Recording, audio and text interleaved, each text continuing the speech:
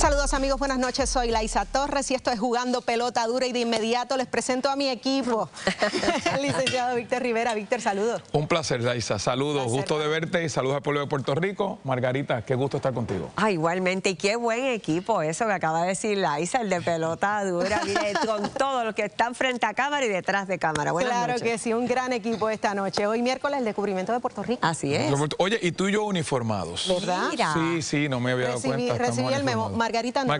No, pero el amarillo es luz. Así que les abro los caminos. Bueno, amigos, vamos a comenzar a jugar pelota dura con el siguiente tema. Y es que el Departamento de Justicia Federal ha solicitado la pena de muerte para uno de los acusados en el famoso y lamentable caso de estas dos jovencitas asesinadas en Piñones, específicamente en el 2023. Vamos a ver el siguiente resumen. La madrugada del martes 24 de julio del 2023, Puerto Rico se enfrentó a un cruel crimen. Los cuerpos de dos jóvenes de 13 y 15 años fueron baleados y encontrados en el interior de una guagua Tacoma a la orilla de la carretera. En marzo del 2024, Edwin Yadiel Flores Tavares y José Martínez fueron acusados por un gran jurado federal por cargos de secuestro que resultó en la muerte de las dos menores, así como por posesión y disparo de un arma de fuego en relación a un crimen de violencia. Ambos acusados se exponían a la pena de muerte, pero en enero de este año, el Ministerio Público informó que Justicia Federal decidió no buscar la sentencia capital contra Martínez Serrano. En cambio, recientemente el caso dio un giro inesperado, cuando Justicia Federal pronunció los factores que justifican una sentencia de muerte contra Edwin Yadiel Flores Tavares. Porque uno sí y otro no. ¿Puerto Rico está listo para este veredicto? Y esa es la gran pregunta que vamos a analizar de inmediato con nuestro panel de expertos, compuesto por el licenciado Joe Mercado, también por la licenciada Sarielis Rosado, ex jueza, y el licenciado Omar Barroso, ex fiscal. Saludos a los tres, gracias por estar acá. Saludos. Bueno, sabemos que esta no es la primera vez que discutimos, ¿verdad?, un caso de pena capital aquí en Puerto Rico, pero la historia nos dice que ha sido rechazado completamente. ¿Puerto Rico está preparado para tocar un tema como este, licenciado? No. Puerto Rico no está preparado, en mi humilde punto de vista. Esto es un país que desde el 1929, antes que se aprobara la Constitución del Estado Libre Asociado en 1952, le dijo no a la pena capital. De hecho, en Puerto Rico se aplica en el Foro Federal la pena capital por disposición de una ley federal de 1996, de 96-94. Desde ese entonces nadie, pero nadie, ha sido condenado a la pena capital. O sea, pero para que sea condenado a la pena capital, primero tienes que ser encontrado culpable. Claro. Y en el Foro Federal hay un segundo juicio donde ahí la Fiscalía Federal tiene que, una vez eres encontrado culpable, va a otro demostrar juicio. los elementos, ¿verdad?, que son particulares para que otro jurado te encuentre incurso en ese tipo de gravedad para, obviamente, y eso se tiene que consultar con el DOJ y demás. Esto no es como que pido la pena de muerte. Así En este caso particular, licenciada, a uno sí, a otro no. ¿Por qué? De los acusados. Bueno, eso es la información que debe de tener el Ministerio Público de cuál fue el nivel de participación de uno versus otro, quién fue el líder, cómo se dio esta situación. Desconocemos esos detalles, pero por lo general, eso es el historial previo de cada uno y el nivel de participación que tuvieron en el crimen es lo que se considera prioritariamente. Ahora bien, ¿qué se busca con la pena capital? ¿Qué se busca? Se busca disuadir a que personas cometan ese tipo de delito, decir, mira, si cometes este delito, esto es lo que te va a pasar. ¿Y qué pasa con las estadísticas en Estados Unidos? ¿Qué dicen? Que no es así. Estados Unidos es uno de los pocos países a nivel internacional y mundial que tienen la pena capital y aún así no ha bajado la delincuencia. Así que en ese sentido, ¿cuán positivo es utilizar la pena capital como castigo?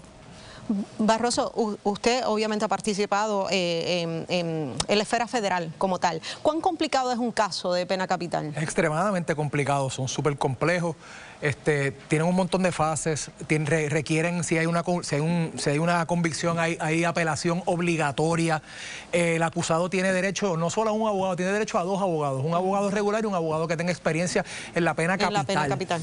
Para cuando hay un caso de pena de muerte, la fiscalía local, o sea, el U.S. Attorney's Office, por ejemplo, de Puerto Rico, no puede tomar esa decisión ellos solos. Ellos tienen que pedirle permiso al DOJ para pedir la pena de muerte e incluso para no pedir la pena de muerte.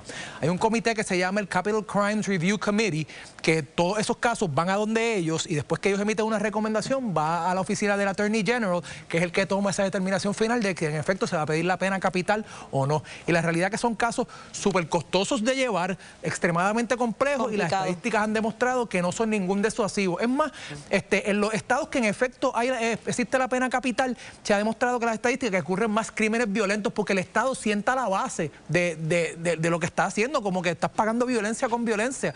Y eso es lo que se ha demostrado a través de... Buenas noches a todos. Buenas noches. Desde 1929 se abolió en Puerto Rico la pena de muerte. Hay toda una historia que se ratifica con la Constitución de Puerto Rico, ¿verdad? Y todo lo que tiene que ver inclusive con castigos crueles e inusitados. Claro. ¿Cuál debe ser un poco el racional, la argumentación de la defensa en un caso como un poco apegado a esa historicidad sobre la pena de muerte en Puerto Rico? Bueno, a mí me parece que el racho decidente aquí debe ser que, ¿verdad? Y esto que voy a decir, hay mucha gente que no está preparado para escucharlo, pero así es como yo pienso como ser humano. El racho decidente debe ser que el que una persona le quite la vida a otra no nos da derecho a nosotros a quitarle la vida a esa persona. Y que si tú le quitas la vida a esa persona porque le quitó la vida a alguien, ciertamente no está pagando, no lo va a sufrir. El racho decidente debería ser, te doy una cadena perpetua y que por el resto de tu vida puedas meditar en lo que tú hiciste y que eso sirva de disuasivo para los que están en la calle, que se van a podrir en la cárcel. Ese punto verdaderamente me parece muy interesante, lo de pensar entonces que la perpetuidad probablemente lo haga sufrir más. Bueno, pero en cuanto a eso, la realidad es que si a ti te meten en death row y tú estás claro, 12, 15 años en el proceso de apelación, porque es que eso es lo que pasa. Esto no es que te encuentran culpable, te sentencian a la pena capital y al año te ejecutan. No, esto tiene un proceso de apelación súper largo y súper complicado. Y esas personas están metidas en death row por 10, 12, 15 años sabiendo que lo que puede venir por ahí, eso que en cualquier momento increíble. Esa es la experiencia en Estados Unidos. Le pregunto a la jueza, a Sariel, y les comparto a ustedes, ¿verdad? Uno escucha, y cubrí el caso, uno escucha que estas jovencitas fueron asesinadas intencionalmente, que fueron lesionadas, es decir, torturadas en el cuerpo, de apenas 13 y 15 años, ¿verdad? Que se le disparó un arma de fuego que le ocasionó la muerte, y el puertorriqueño está cansado de tanto crimen y probablemente en sus casas piensa, ¿sabe qué? Se merecen la muerte, pero lo cierto es que no todo el mundo tiene derecho a una defensa adecuada, a la misma defensa, ¿verdad? Y podríamos estar incurriendo también en errores.